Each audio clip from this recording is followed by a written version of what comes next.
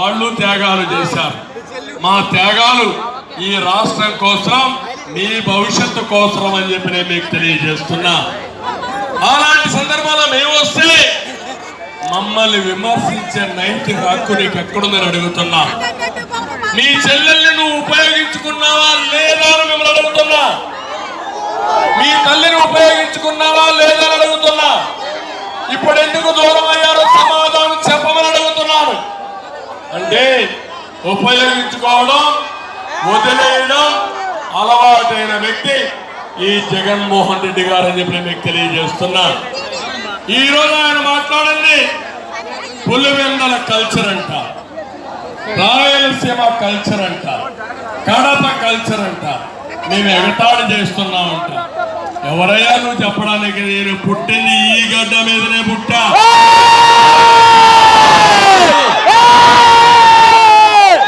కిరణ్ కుమార్ రెడ్డి గారు ఈ గడ్డ మీదనే పుట్టాడు. ఈ జిల్లా వాసి. మాకంటే మీ చరిత్ర ఎక్కువ ఉందని అడుగుతున్నా. సమాధానం చెప్పమని ఛాలెంజ్ ఇస్తున్నా. ఇంకో పక్కన మీరు చూస్తే అంతఃపుర కలహాలు, కుటుంబ కలహాలు. ఇక్కడ కూడా మీరు ఒక విషయం గుర్తుపెట్టుకోవాలి. ఆ ఇంట్లో జరిగే గొడవలు మన మీద నెట్టేసి సానుభూతి తెచ్చుకోవాలని దుర్మార్గమైన వ్యక్తి ఈ జగన్మోహన్ రెడ్డి అని చెప్పి నేను మీకు తెలియజేస్తున్నా. వాళ్ళ ఇంట్లో మీరు ఒకసారి ఆలోచించండి. వివేకానంద రెడ్డి, రాజశేఖర్ రెడ్డి రామలక్ష్ములుగా ఉండేవాడు. అన్న ఏం చెప్తే తమ్ముడు చేసేవాడు. నేను అడుగుతున్నా, వివేకానంద రెడ్డి ఎమ్మెల్సీగా ఓడించింది జగన్మోహన్ రెడ్డి, భాస్కర్ రెడ్డి, అవినాష్ రెడ్డి అవునా కాదా తమ్ముళ్ళు అని అడుగుతున్నా. మీరు కూడా ఓటేశారు. అప్పుడు ఎమ్మెల్సీకి ఓటేశారు అవునా కాదా? ఓడించి తర్వాత వివేకానంద రెడ్డి చాలా స్పష్టంగా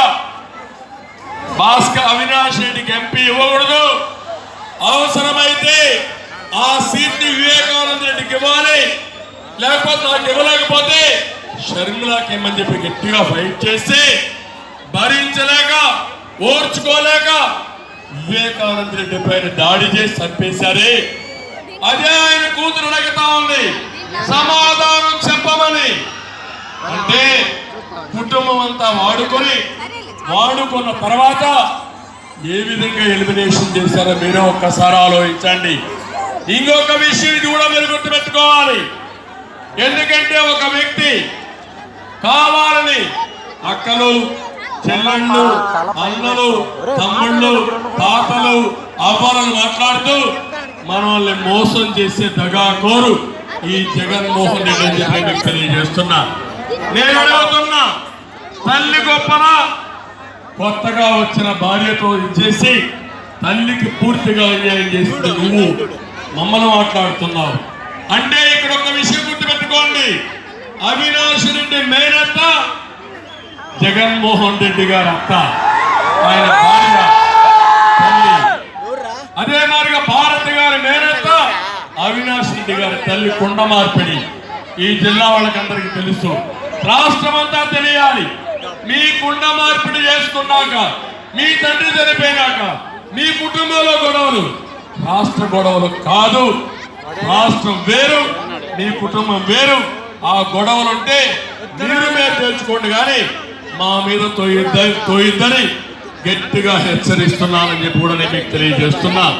నేను ఈ విషయాలు మీకు ఎందుకు చెప్పానంటే, ఇతను ప్రతి ఒక్క ఎలక్షన్ లో ఏదో అమాయకుడిగా ఫేస్ పెట్టి మోసాలు చేసి తర్వాత ఘోరాలు చేసి ఘరానా అంతకుడు కాబట్టి మీకు ఈ విషయాలు చెప్తున్నా. దయచేసి ప్రతి ఒక్కరూ ఈ విషయాలు గుర్తుపెట్టుకోవాల్సిన అవసరం ఉంది.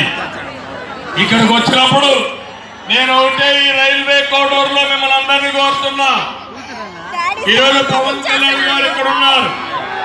నిస్వార్థంగా ఆయన రాజకీయాల్లోకి వచ్చాడు, రాష్ట్రం కోసం పనిచేస్తున్నాడు. నేను మిమ్మల్ని కోరేది ఒకే ఒక కోరిక. ఇక్కడ జనసేన అభ్యర్థి శ్రీధర్ గారు ఉన్నారు.